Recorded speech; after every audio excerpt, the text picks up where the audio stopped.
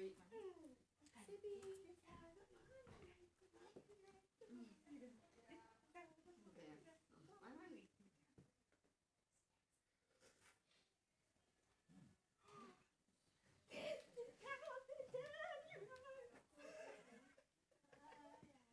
I think you guys are about to start Sunday school. Should we go find Gigi?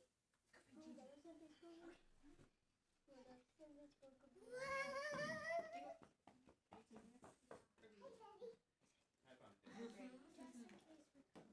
That's adorable. No, you can't take them with.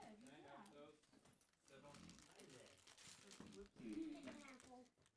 Sybil? Okay, bye. Well, I don't know why it's on digital. I don't look at it. I bet those are Jeff's. Yeah. Thank you.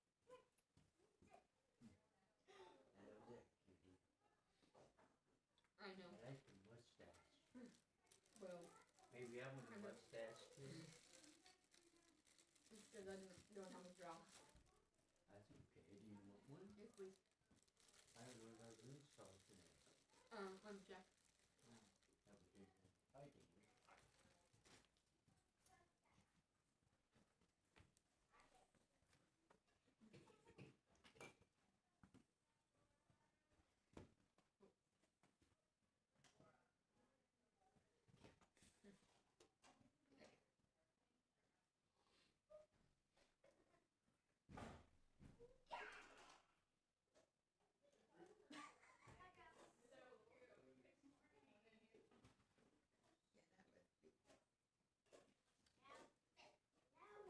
Yeah, that would be. Wendy, did you get your phone back? I did. In fact, I need to pass my phone around so people can put their phone numbers in there because people are texting me and I'm like, hey, how are you? And I have no idea who they are. Well, I can be first and get you one. All right.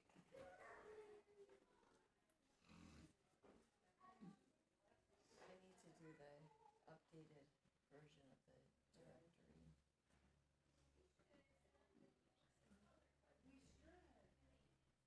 Morning. I want to, but can I play with this? Yeah. What is it? Oh, the dead one? It's not totally done. Yeah. We were talking about switching over to just 3 of these because this one seems to be doing really well. I have a bunch of that out here. I may have different clients. You can bring it in Okay. and we can swap out these weird dying ones that don't have flowers and aren't very aesthetically pleasing.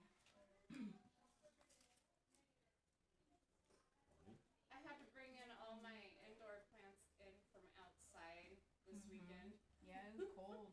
It was cold. I got a couple of stuff. You need have beta that. fish in that one to eat everything. This one does. What? And maybe this one. I don't think we're gonna have fish at church. This one's not doing so hot either. These ones, they're so dramatic. They really are, and it's like, what? You are fine. You work fine, but they're like, I want sunshine, but not too much, Yeah. or it's gonna burn the edges of my leaf.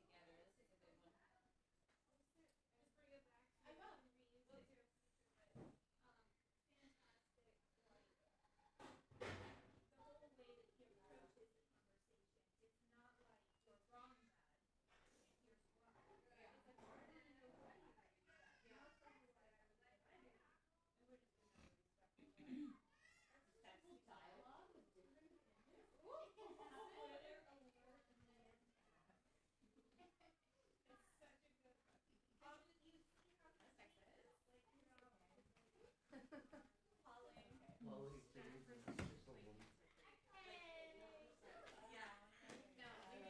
I feel taller. How's it going there, Caleb? Maybe not. Oh, guys, it's that way. I don't know. Are you really sitting in? No! Look, he's right here. Well, how's it going down? Listen, I've seen you sit on a child. Really? Yes. I'm a... Seen you do it.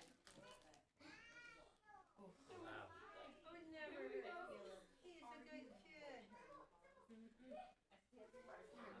I'm gonna pretend Got like a I'm haircut. So did Hannah. Did you see it? Oh, better idea. She was like this short, but then they went back to her. That actually makes sense because it started around the time we started getting down. So basically, she was being the month before she got. He's your sister. I am. It's cute. You are. Very cute. Also, my balls pierced my over your head. Oh no, because I wasn't talking about the children.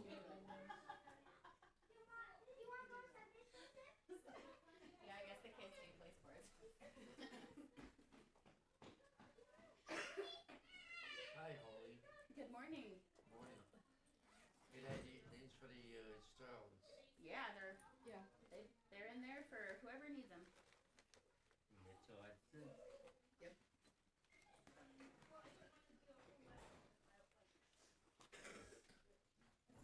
I'm gonna throw them out.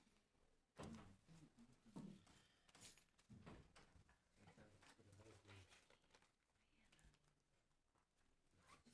This is Lindsay's.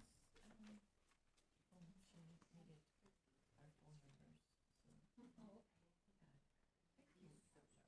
Oh. That I forgot to swing by on Thursday. Nice. Oh, it's good. That's a lot of sleep. I can find stars and shit. That's a good amount of sleep. I'm passing the your phone. I'm passing your phone. Oh, You okay, don't great. sleep like that. You don't sleep. I know, but I need to sleep like that.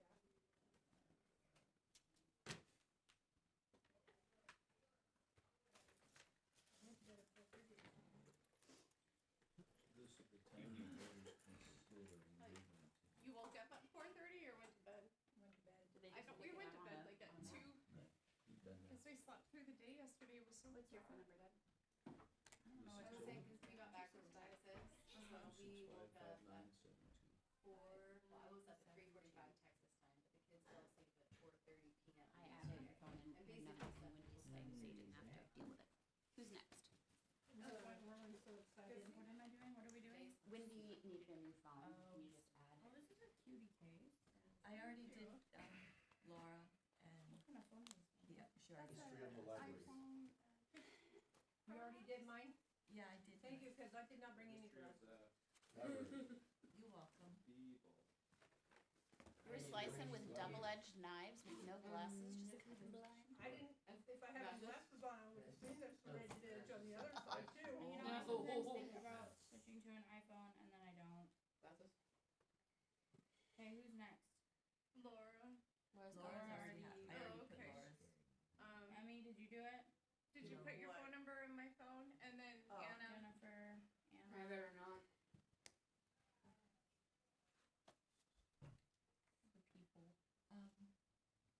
the people. Freya's birthday party yesterday was a success. She was very pleased. Oh dear. She had a lot of fun. Miss Freya's Sorry. birthday.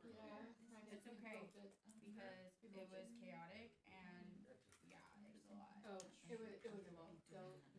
But it was good. She had fun. I have She ran around like a little crazy kid. Sure. All over the place. Anytime you can run them to sleep, it's a good day. You know, Yeah, and she those fell days go by- asleep. That's okay, right? Yeah, early. The problem is Like, I like how old kids is your too much. grandchild? Yeah. now? Hmm? Does she have a friend? Yeah, 4 games on. Yeah, he was there. He had fun. It was cute. He kept running up the stairs and being like, "Mom, yeah, I have my gift." His, Well, I appreciate it. Josh's. I feel weird. I just having to ask you before. What are you looking for, Justin? No, no, I'm just gonna start by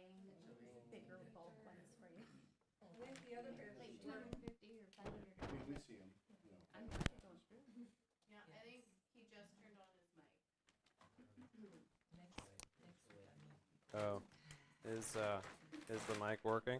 Welcome back. It is working. The transmitter, I can see it. You're welcome. Okay. Talk. Talk. Hello. Are those pictures? Hello. That's Hello. too much. Their own. Is it moving? You can hear me, Justin? Yes, I can, sir. Excellent. That'll be $12.95. I'm gonna pretend like I didn't hear that. I'm not, I just read it better. This was with you. All right. Good morning, everyone. Good morning. Welcome back. So yeah, a little bit of a break from the Bible history lesson. Yeah, Justin was gone, or I was gone last week, and just talking with Justin, it sounds like we'll just do this for a bit, and then we'll pick up with him once we get through the material here. But I feel like the lessons kind of go together to a certain degree. I mean, we're kind of at different points in time right now, but it's all how things came to be. So why don't we start, would someone like to open us up in prayer? Justin? Okay. So, Heavenly Lord, thank you for this beautiful day that you brought us together. And I love the words that our teacher tells us to touch our hearts and to have a good understanding of the history of the Bible and to maybe see that not everything is as factual as some should be because, over time people twist the facts and put down opinions into facts that are not really actually accurate. With that being said, in Jesus' name, amen. Amen. Yeah, so for those that weren't with us, we basically started to go through the history of the Bible. And this was helpful for me, because I really wanted to just, dive into the roots of my faith as to, how did the Bible come to be and what, exactly is going to be my relationship with it. And so, we'll go through this real quick because we went through all this already. But, which Bible? There's a lot of Bibles that are out there. And we started with the Hebrew Bible because that's where this all starts, known as the Tanakh. And they have different parts, the Torah, the prophets, and the writings. And the Jewish people will basically go through their Bible they basically go through it, yearly or every 3 years, based on their how they divide it up, and then they'll basically go, with different books for the different holidays. The Old Testament timeline.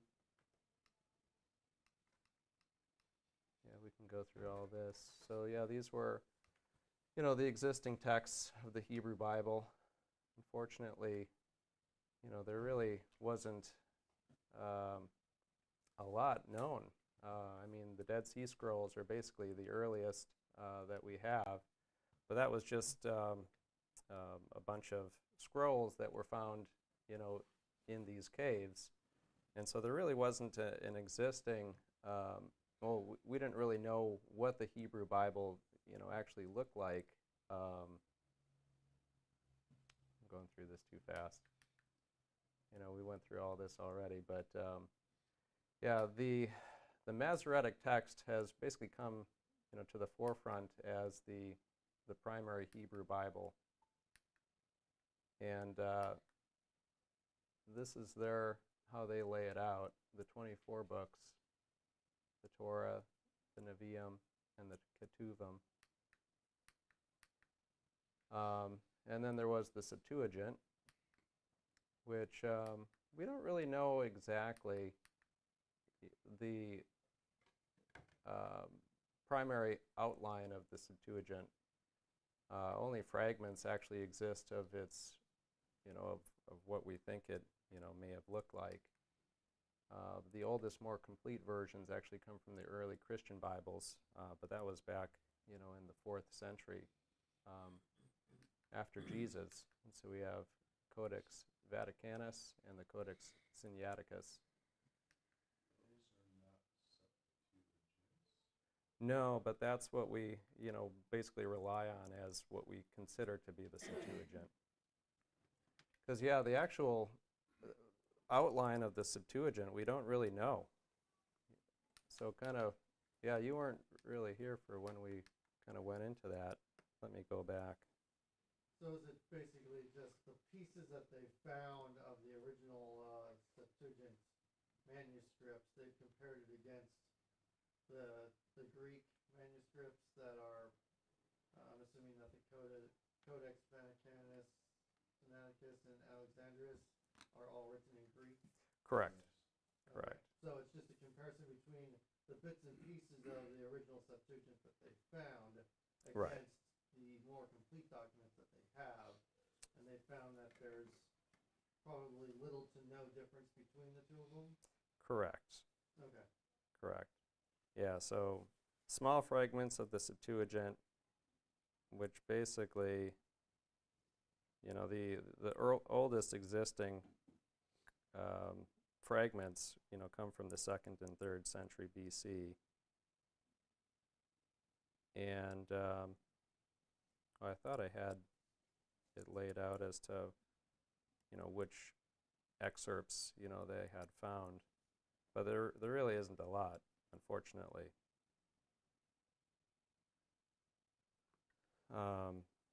But we rely on the, the Septuagint because that's what we think, was the primary Bible, the Hebrew Bible, during the time of Jesus. And so when we came around, these were all the Old Testament books of the three, Vaticanus, Sinaiticus, and Alexandrinus. And so, yeah, there's a lot of, similar texts, but there's also, each one kind of has its own, table of contents.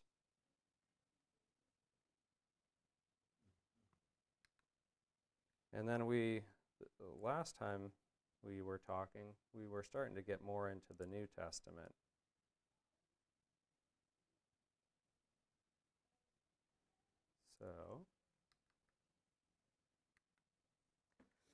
So yeah, the New Testament basically started where the Old Testament had left off. So with Jesus, coming to be and eventually dying. We basically kind of talked about the early spread of Christianity. So Paul. This kind of shows a map of the kind of the Roman Empire at the time, and so Paul basically had done many travels over a span of many years, and basically was trying to spread the gospel. And so I had talked briefly about the distances of these places, and it's pretty far to have to travel by foot or by donkey or by horse. Turkey in particular is a very hilly country, and so it takes time to get to these areas. Now certainly you could take boats, but even that takes time. Okay, so the earliest Christian Bibles. So yeah, we had talked about this. So this is, here we go. So the earliest known attempt to create a canon for the canon of the New Testament was in 140 AD by Marcion, the Turkish businessman and church leader. And he had the Gospel of Luke, which was the Evangelicon, and 10 letters of Paul, which is the Apostolokion, and basically included those together to create the New Testament. And he also excluded the Old Testament and any references to Jewish scripture, which was interesting. And then you have the Dia Tessaron, which was an attempt to unify the four Gospels. And this was actually considered to be very popular with many early Christian leaders, including Irenaeus, claiming it to be authoritative. But this was later replaced, especially in Syria, by the Pashtika in 400 AD.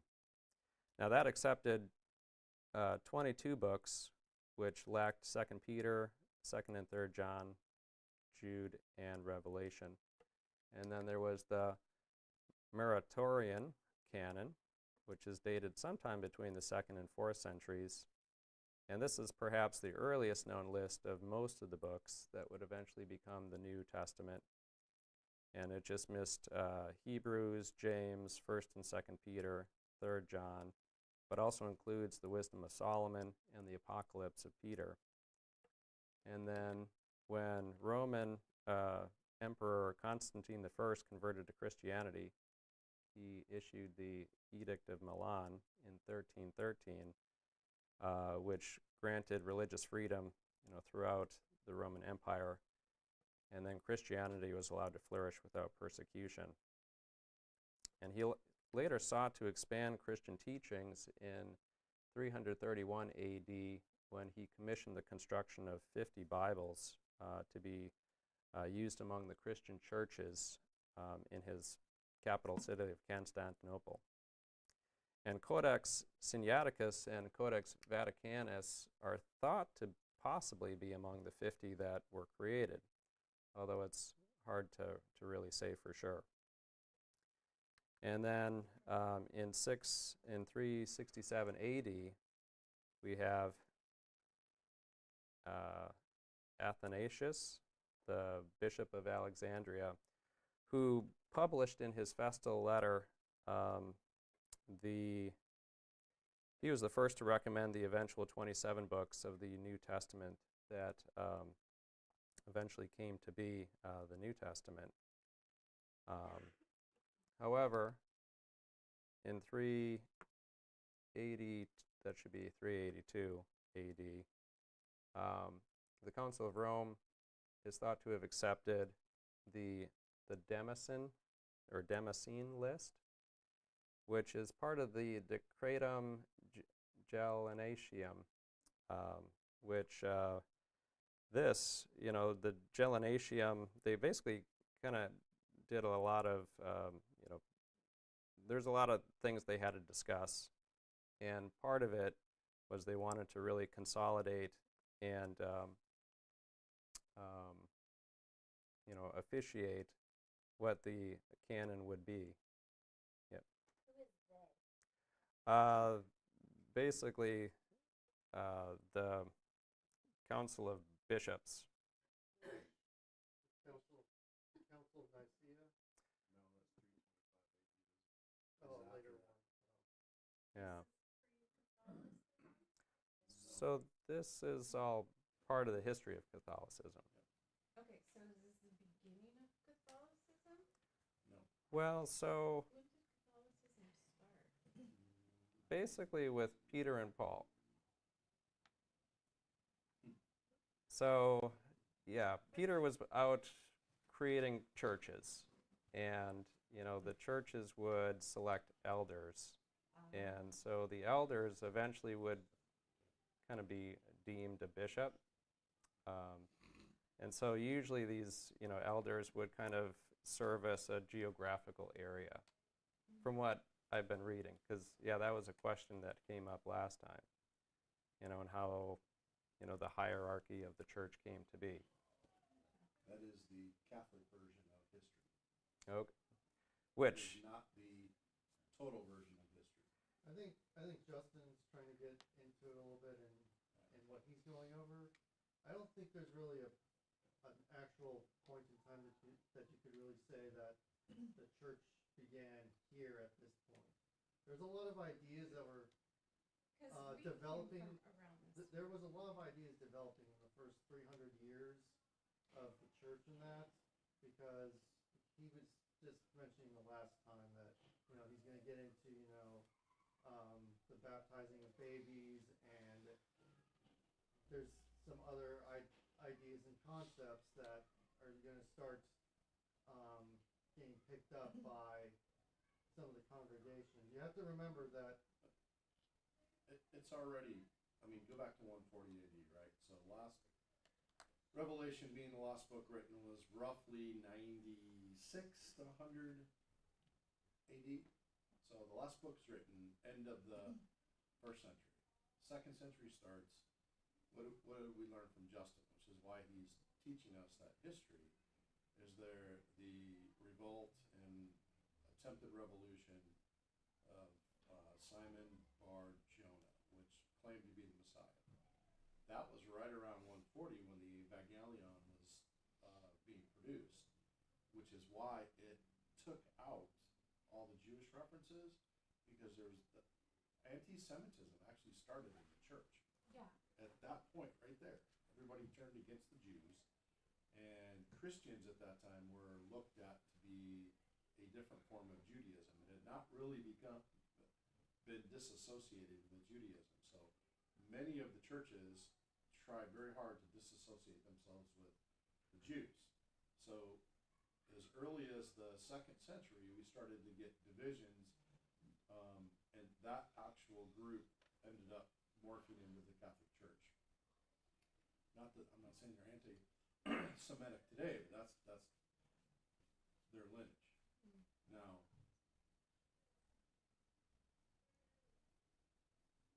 the real, if you want to point to a definitive point in history, 325 AD and the Council of Nicaea is huge, because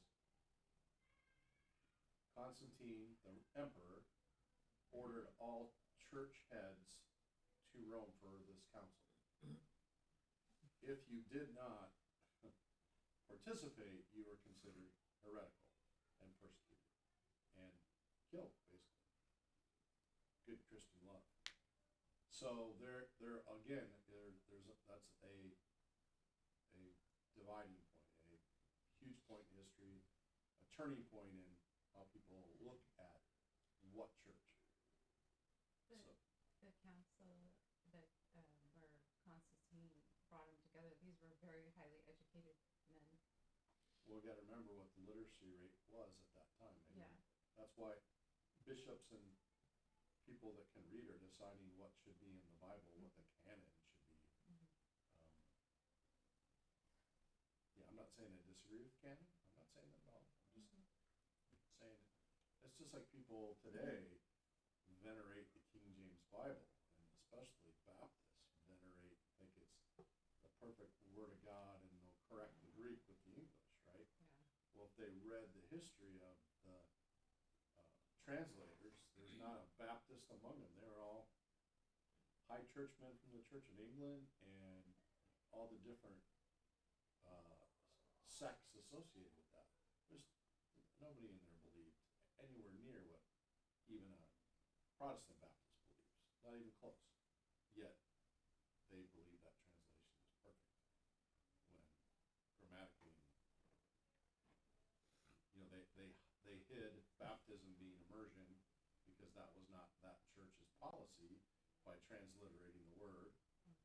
They did the same thing with church. It should be assembly. That's where all that, that's why this is important. I'm sorry, I'm hijacking you. No, that's okay. No, it's good to have a little more background. Because, and we got into, so we'll finish this, but yeah, we got into it last time, where, when I showed you the Decratum, or the Gelasianatum, where they basically not only highlighted all the texts that they were going to include, but also, kind of listed all the ones they weren't going to include. And there was a lot, of a lot of, books that came to be that were not accepted for, whatever reason. And, they basically had to draw a very hard line as to okay, this is what we're going to accept, and everything else we're going to exclude and in some cases persecute. So yeah, so yeah, 382 was kind of the first time they had supposedly come together to create this list. Although some scholars say that it may have been retroactively, accepted, to that date. Because in general, 393 is considered to be the time when the canon was first established. And so that was at the Council of Hippo. And they confirmed the 27 books of the New Testament and 46 books of the Old Testament. And then that was further ratified at the Council of Carthage in both 397 and 419, which I lost control. Okay.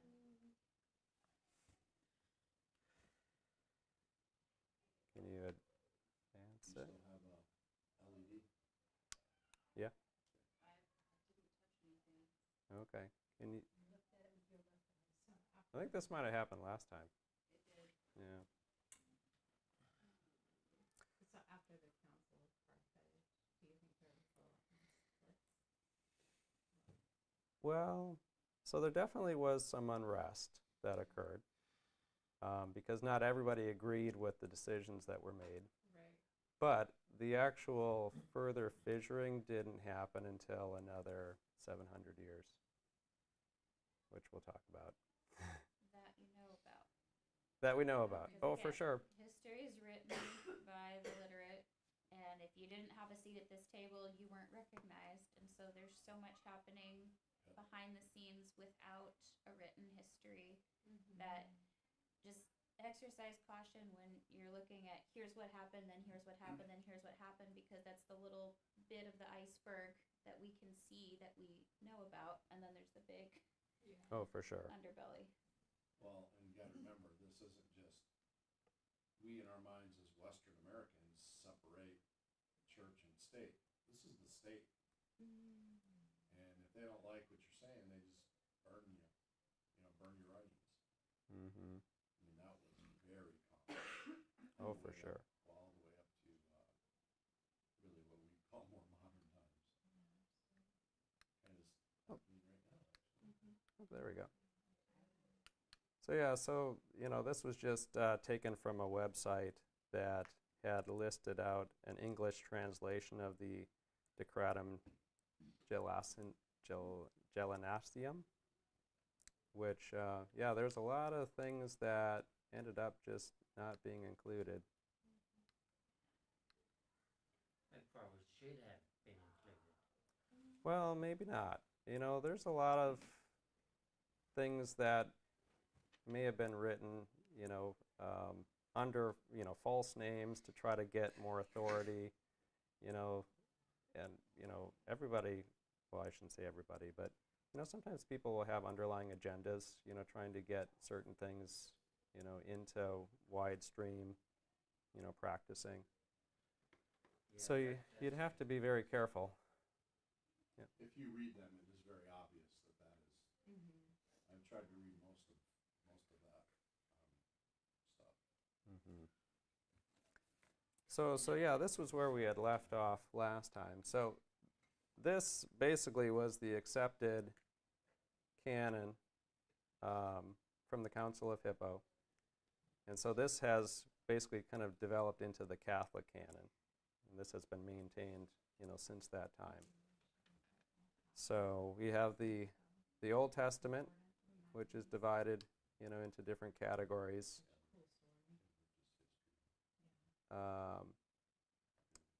So yeah, we have the Genesis, Exodus, Leviticus, Numbers, Deuteronomy, Joshua, Judges, Ruth, 4 books of Kings, which includes 1st and 2nd Samuel. Within that, let's see, the Chronicles, Ezra, 2 books, which I want to make particular mention of that because there's a lot of confusion with Ezra. Tobit, Judith, Esther, Maccabees has 2 books, Job. There's the Psalms, the 5 books of Solomon, Proverbs, Ecclesiastes, Song of Songs, Wisdom of Solomon, and Ecclesiasticus, or Sirach. Then we have Isaiah, Jeremiah, including books of Baruch and Lamentations and the letter of Jeremiah. Ezekiel, Daniel, the 12 books of the lesser prophets. Hosea, Joel, Amos, Obadiah, Jonah, Micah, Nahum, Habakkuk, Zephaniah, Haggai, Zechariah, and Malachi. And then you have the New Testament. Okay, so of the books listed in the Codex Vaticanus and Sinaiticus, which were thought to have been put together by this time frame, Codex Alexandrinus came later, almost all the books of the Old Testament had been accepted. The other works were listed as deuterocanonical, otherwise known as secondary canon, and maintained as informational but of not primary canon. And so I mentioned Ezra because, well, I was looking and kind of comparing modern Bibles to what is outlined here. I was like, oh, well, you got first Esdras and second Esdras. Well, Esdras, yeah, there's actually 4 to 6 texts associated with the prophet Ezra. Ezra, the Hebrew name, and Esdras, which I guess you could pronounce it the same, which would be the Greek spelling. But they're all titled differently in different versions of the Bible, and it depends on what was included and how they were divided. So Ezra and... Oh, what happened to my... Okay, well that's unfortunate, because there should be a table that popped up. So Ezra and Nehemiah are the only ones that are universally accepted as canon. And that's kind of across the board. First Esdras, renamed Esdras A as part of Vaticanus, which they maintained second Esdras as Esdras B, which is Ezra and Nehemiah.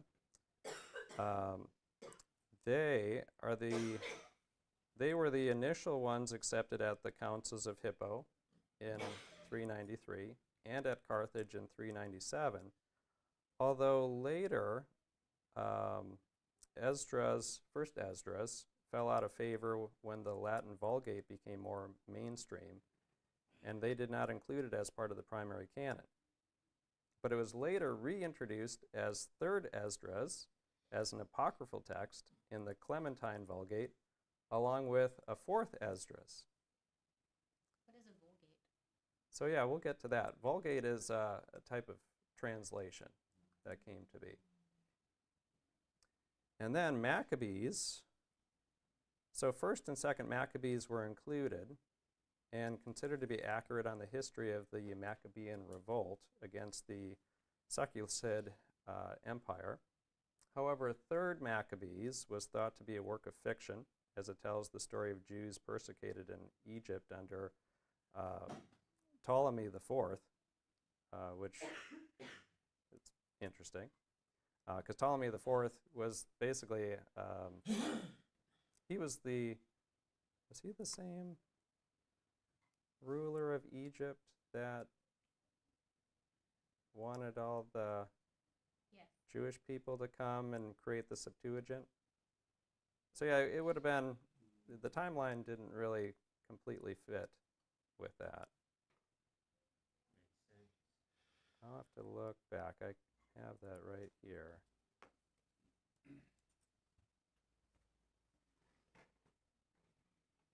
Oh, just kidding. There were 15 rulers named Ptolemy who led Egypt from Oh yeah.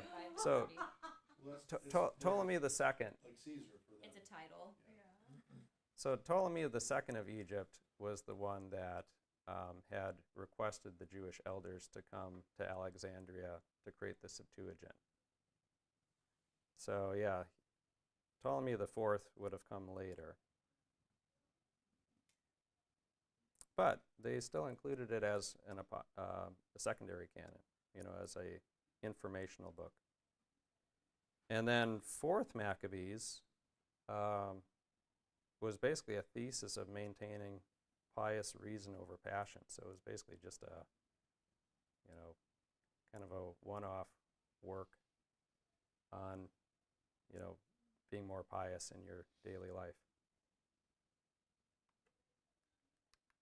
So then regarding the New Testament, Codex Vaticanus basically was mostly complete. It only lacked 1st and 2nd Timothy, Titus, Philemon, and Revelation, whereas Codex Sinaiticus has the entire 27 accepted books with the addition of the Epistle of Barnabas and of the Shepherd of Hermas,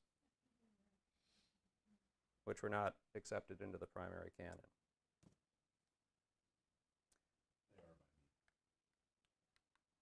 Now, so talking about schisms, so the Eastern and Oriental Orthodox Church, they basically remained much more liberal in their inclusion of works after the later division of the churches, which is one of the reasons why the Great Schism of 1054 AD came to be.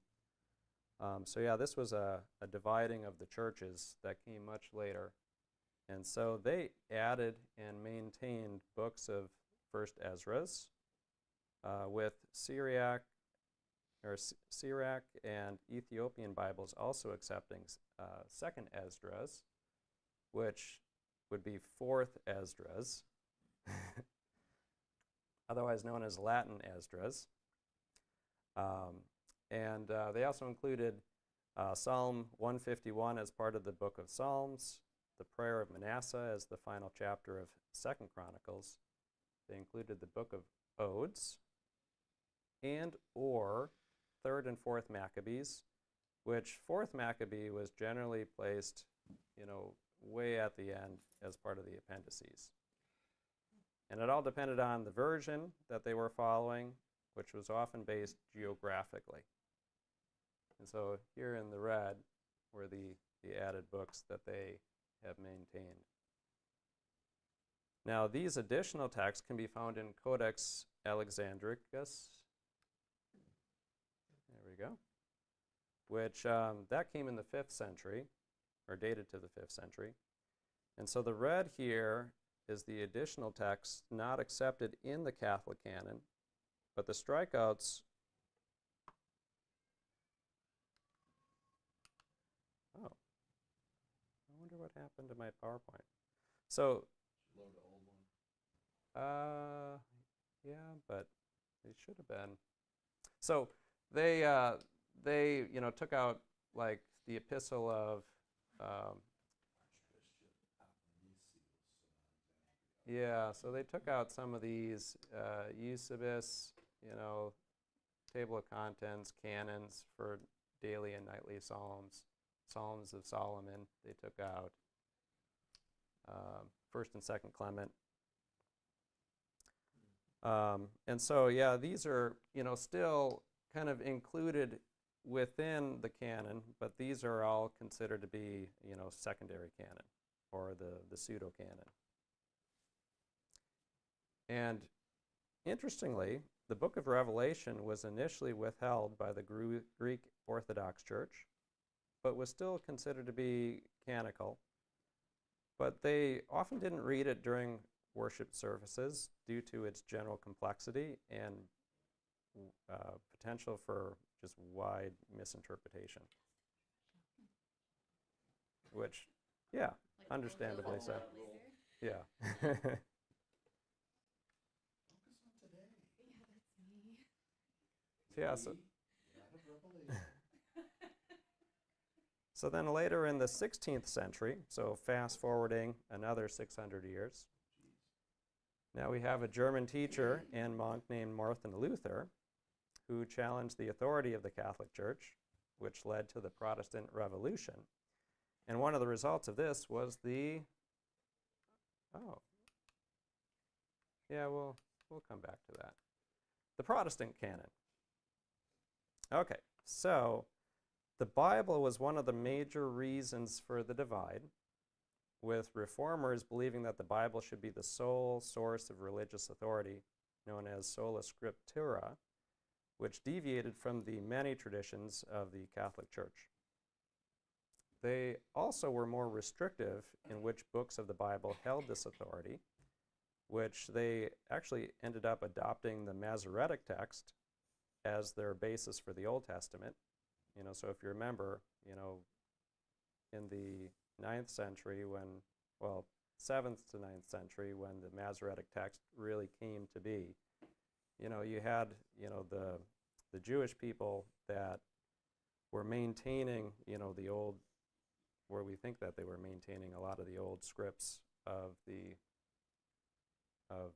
their Bible, the Hebrew Bible.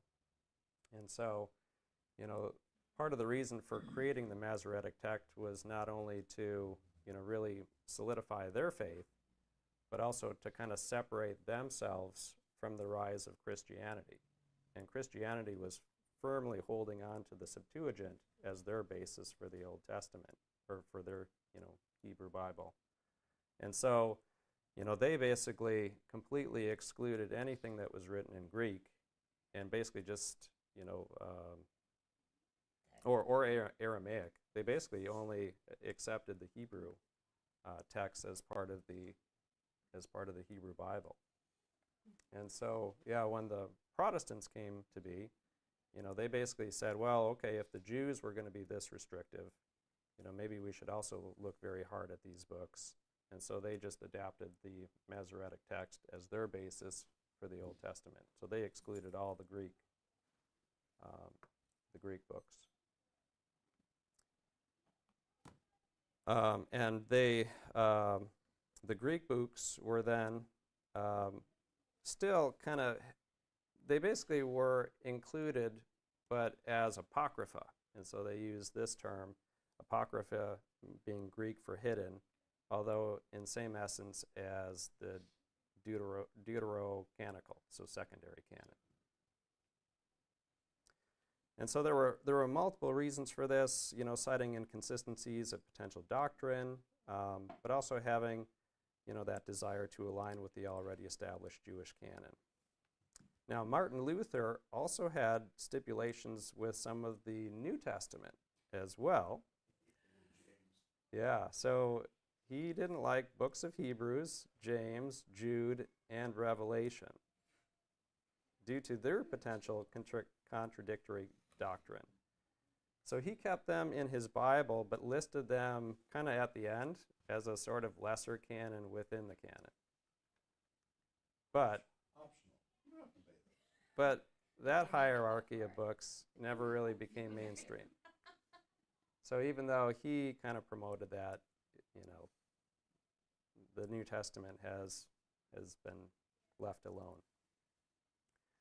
So that's kind of the primary canons that have come through the years. Now, getting further into the weeds, translations. Okay. Are you going to cover the textual criticism that's happened in the 18th, 19th centuries? No. I mean, because what is your Bible today translated from? Yes. Okay. So yeah, that. Alan Nessel and Tischendorf and all those other texts that are consolidated texts. So I mentioned, not dived in, because there's so many avenues you can kind of dive into with this, and you can really, kind of get lost in the weeds. Yeah, that's kind of foundational, right? So your Bible, like I have an NAS. My NAS is translated from the United Bible Society's text, which is a consolidation of all the sources up to a certain point. And different Bibles through history have been translated from different groups of Greek texts and consolidated. Alan Nessel made one early, late 1800s, and then Tischendorf, who actually found Sinaiticus? No. Sinaiticus. He found Sinaiticus and included that for the first time in his Greek text, consolidated Greek text. And many Bibles from that time forward were translated out of that. So that's where the King James only crowd is really versed in saying that for example, they believe that Alexandrinus is flawed because of where it came from, and even though it's older. So just knowing that, know that there's even deviations in what the scholars agree on is the proper Greek, because we only have we have no complete sources dating anywhere near the writings. And what we do have is all been pieced together, and the whole field and discipline of textual criticism is to compare all the sources and decide what the original text most likely was, and then translate from there. So that's an important piece of your understanding of how what you read every Sunday or whatever, every day, whatever, got on that page, because some man somewhere decided that. Over. It's like a team's meeting. Over. Yep. And yeah, that is, part of the controversy, or one of the controversies with the Bible is, what translation are you going by? Where did that translation come to be? And we'll get into that too. But yeah, it's already past 11, so maybe this would be a good place to stop, and we'll pick up next week. But yeah, a lot of information that's out there, but at the same time, to Holly's point, history is written by the literate. It's written by the winners, and yeah, sometimes things just get burned or lost, or just aged out over time, and That's you know. true. Well, one of those, I can't remember, it was either Sinaiticus or Vaticanus, was found in a trash can. Yes. They're not true trash cans, though. Yeah, right. They did that for a reason, because you're not allowed to throw away anything that has God's name written in it or about God. So they keep them in these special canisters for holding until they deteriorate on their own. It's not like garbage chute. That is so cool. I Yeah, had no idea. but it was discarded is the point. What if you had, the cat ran across your paper, or you were like, oh shoot, that was supposed to be an E and I wrote an A. Then that whole thing is scrapped, and you can't just. Backspace. What do you do with this? Or some of those things, they just, okay, well, that's good enough. You just pass it on, and then that gets transcribed. And that's scripture. yeah. So there is, yeah. The And threshold So for error. annoying when they do that Early first. scribes was very, very meant to be very specific. There could not be an error when you passed it down. I'm not saying that happened every single time, but the it's good enough attitude was not something that was accepted in a lot of the Especially the Masoretic text, they were fastidious in there. They were you could not write out even Adonai. You'd have to share that duty with another scribe and go through a purification process every time you went to word. Yeah. So I've read. well, I mean, if you look at Qumran, and you got these group of men that just kind of, that's all they did, was they just kind of, had this community where they prayed and cleansed themselves and just wrote. And so that's where the Red Sea Scrolls come to be. But, they had, special, bathing areas, and I'm sure, yeah, and it's all in very close proximity to, where they're, writing these texts, and they probably have to cleanse themselves frequently.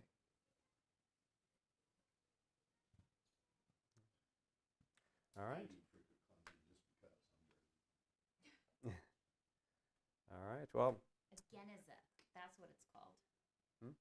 The Geniza is a repository for sacred texts and items that are either worn out or damaged but cannot be thrown away because they contain the name of God.